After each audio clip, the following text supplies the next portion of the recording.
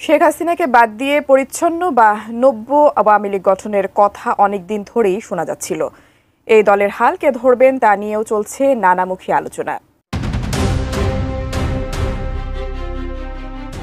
বাংলাদেশের রাজনৈতিক প্রেক্ষাপটে ১৯৪৯ সালে আওয়ামী লীগ প্রতিষ্ঠার পর থেকে একাধিকবার বিপর্যয়ের মুখে পড়লেও ২০২৪-এ এসে সবচেয়ে বড় বিপর্যয়ের মধ্যে পড়েছে। ক্ষমতা হারানোর পাশাপাশি নিষিদ্ধের ঝুঁকিতে থাকা আওয়ামী লীগ এবার নতুন চ্যালেঞ্জের মুখে।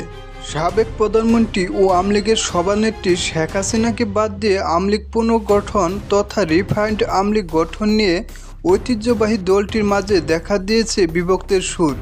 গত বুধবার ভারতীয় এক গণমাধ্যমে আওয়ামী লীগ ভাঙন নিয়ে এক প্রতিবেদন প্রকাশ করা হয়, যেখানে বলা হয় শেখ পরিবার ছাড়াও শেখ হাসিনার আস্থাভাজন নেতাদের বাদ দিয়ে আওয়ামী লীগের পরিচ্ছন্ন সাবেক ও বর্তমান নেতাদের নিয়ে গঠন করা হতে পারে নতুন আওয়ামী লীগ। এমনকি সেই লক্ষ্যে কাজও শুরু করেছে ভারতে আত্মগোপনে থাকা আওয়ামী লীগের শীর্ষ পর্যায়ের কয়েকজন নেতা। একদিকে আওয়ামী লীগের ওপর বর্তমান সরকারের চাপ ছাড়াও বিভিন্ন রাজনৈতিক দলের চাপ, অন্যদিকে নিজের দল ভাঙনের মুখে। এমন পরিস্থিতিতে কি করবেন শেখ হাসিনা?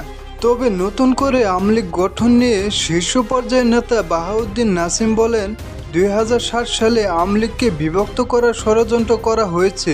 এখনও আওয়ামী লীগ পুনর্গঠনের নামে বিভক্ত করার ষড়যন্ত্র করা হচ্ছে।